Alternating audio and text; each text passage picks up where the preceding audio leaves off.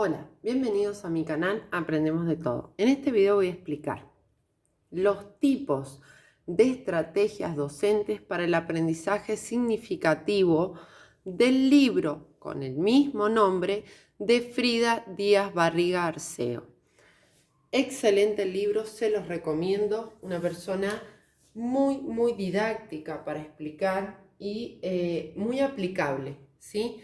Que por ahí eso es muy importante en las personas que desarrollan en base a una teoría. Ella desarrolla todo su libro en base a la teoría del aprendizaje significativo y lo expresa de una manera o lo transpone de una manera muy didáctica, muy importante. Bien, ¿qué tipos encontramos o qué tipos desarrolla ella?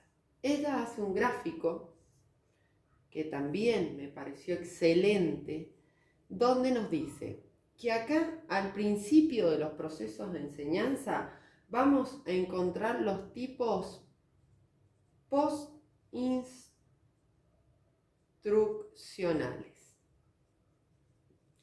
En el medio vamos a encontrar los tipos co-instruccionales. Ya les voy a explicar bien a qué se refiere esto. Y finalmente, los post-instruccionales.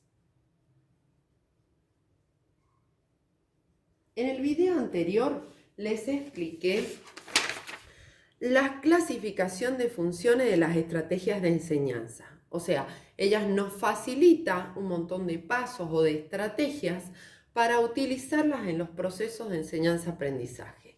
Básicamente ella lo que ahora hace es organizar ese proceso. O sea, un antes, un durante y un después. ¿Sí? Y ya se van a dar cuenta por qué. Lo vamos a ir relacionando con el video anterior que hice ella.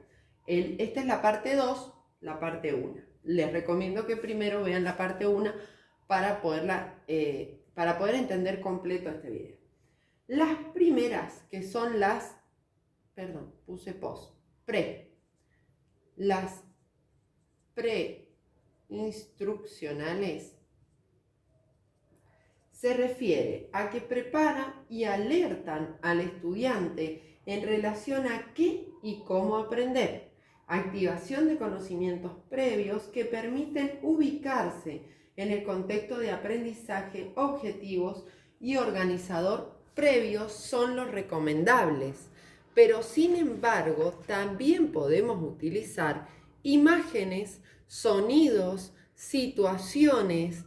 Es como vamos a dar comienzo a nuestra clase para activar los conocimientos previos, ¿sí? Y dice, preparan y alertan. Recuerden que esto es un resumen. Al estudiante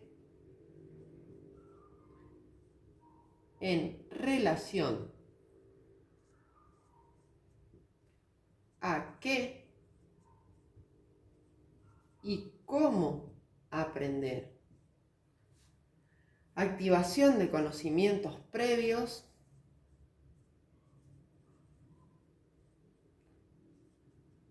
que permiten ubicarse en el contexto, ¿sí? Cuando yo empiezo una clase, empiezo hablando, dando ejemplos. Para esto tengo que tener ya realizados los objetivos de qué quiero enseñar y cómo lo quiero enseñar, y el organizador previo, cómo voy a realizar mi clase, ¿sí? Bien, 2, las co-instruccionales. ¿A qué se refieren las co-instruccionales? Como les decía recién, durante la clase. ¿Cómo voy a desarrollarla? Y dice, se apoyan los contenidos curriculares durante el proceso mismo de enseñanza o la lectura de textos de enseñanza.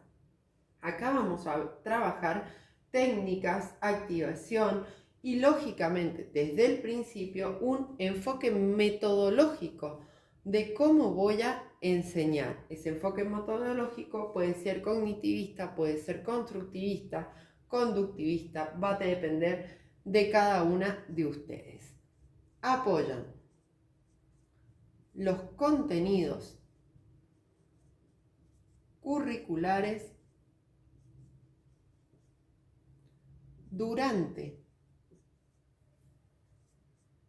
el proceso de enseñanza y aprendizaje, ¿cierto? O de lectura de textos de enseñanza en técnicas, actividades y motivación. Ahí les voy a correr un poquito para que se vea. Bien, les decía, técnica, actividad y motivación. Bien, y por último, las postinstruccionales, que lo voy a agregar acá para tener todo en el mismo, que se refiere a lo siguiente.